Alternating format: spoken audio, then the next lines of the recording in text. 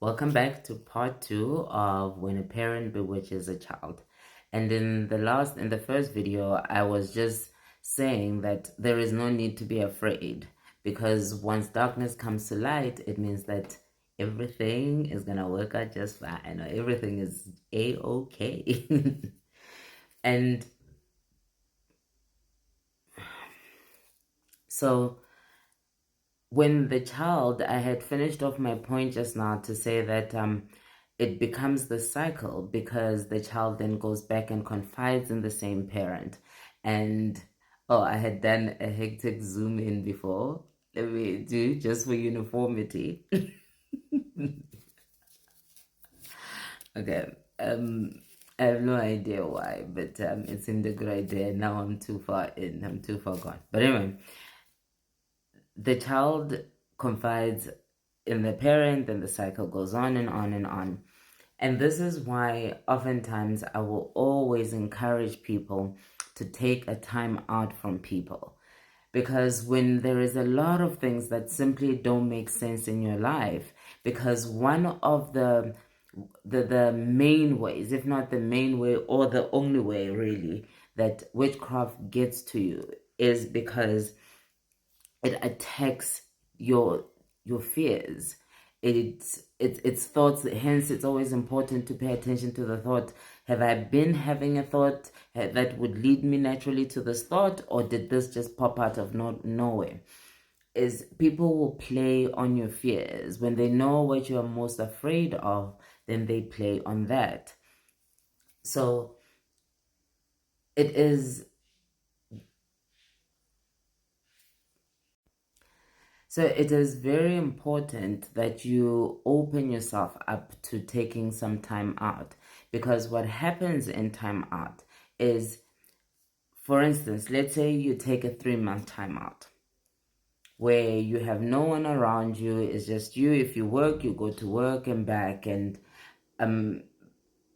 what if in a situation where you live with other people, etc., etc.?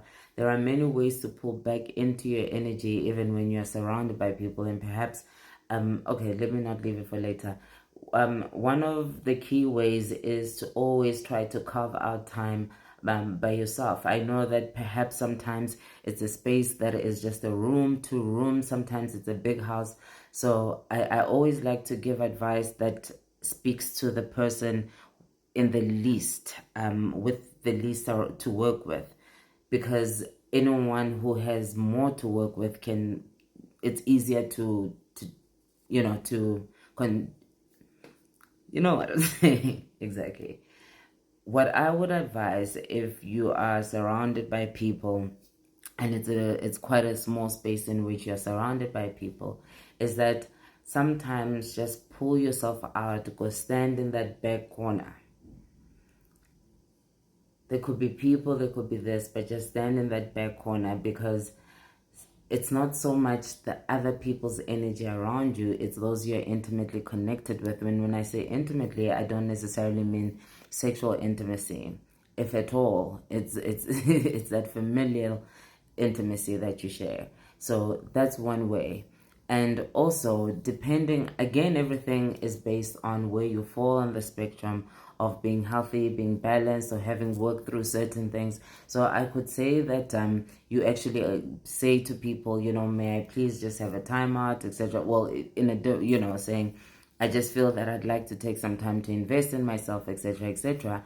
But we're dealing with a lot of hurdles even to advise that, because the person may not have that confidence as of yet, and they may not have those words, and perhaps their traumas and their woundings are so deep that they just simply are not at that level to ask for something like that. But of course we teach it and we encourage it all the time. But yes, it's to remove yourself and just place yourself in a back corner where that home that surrounds you within that home space is not with you outside of it, where you can actually pay attention to how you feel, even if it's for 10 minutes, compared to how you were feeling inside of that space. So take your time out. And if you're so privileged to live alone that you can do that, or you don't currently have children around, be it because you do not have them, or you're having time where they simply are not around, whatever it may be. But or whatever the way your situation looks is that you are able to do a proper timeout.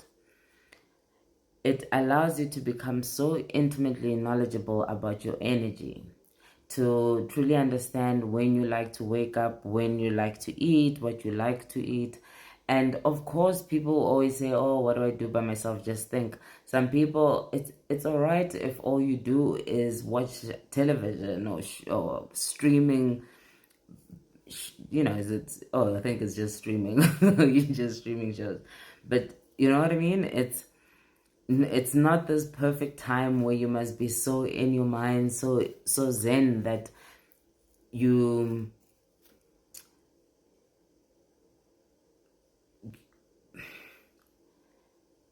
like a sense of kind of, I think it's like a spiritual perfection that a lot of people romanticize, which does not exist. But nonetheless, you can distract yourself, you can listen. I'm not talking, if you can help it, of course we're not talking narcotics, etc., etc., but you'll actually find that you don't need all of that. But take your time out and then slowly bring back people one by one. Monitor how you feel around each person as you bring them back around. Select a piece of information to share with the person that is negligible but also important. It matters, but you can choose something that has already transpired or whatever. But of course, before this time, before sharing, you would then do a dedication, set an intention where whatever it is that you believe in, you invite that, and then you invite all the protection to be around you. And one of the most accessible solutions to just clearing your energy space is the use of onion. Onion is really great for if you can't keep it in your space, you cut it open. You can place it in the corners of your room, the corners of your house. It's great at soaking up any negative energy. It's also great at breaking curses, but I just find that it's a very accessible solution. And if you're not able to do that, you can, in your bath water, be it you use a dish or you sit in a big spa bath, but you can, I like cutting it in rings. You cut it in rings and you throw it in your water, and don't keep whatever is left, if something is left, to use later, because it's such a powerful thing. You can, if something is left, you can spray it around to soak up the rest of the energy, but don't actually consume it in any kind of way thereafter once it is done. And the powerful thing with using onion as an energy cleanser and as a detangler, dismantler, sorry, of curses, is that it's effective in a very short period of time, even if you do it overnight or for 24 hours, 48 hours, at most 72 hours, if you're just really feeling that sense. But yes, bring in people slowly, share some important but negligible information, and then monitor what happens. And you can do this when you're so certain in your energy, you don't need to keep this up for months on end. Just one encounter can actually be very telling. It can be that you stop drinking or don't drink as much, or when you do drink, now it's just a drink, and now you invite someone in, and immediately you get so, you capsize. You're the ugly one where you end up puking, etc., etc. And so very quickly you can learn a lot about what someone is doing and what someone is not doing. And it's not always a direct spell, it's just the tongue is a powerful thing. And when people are connected to you, they can manifest the worst and the best things in your life, because you hand over your will in so many ways. All right, darlings, let's go to the next thing.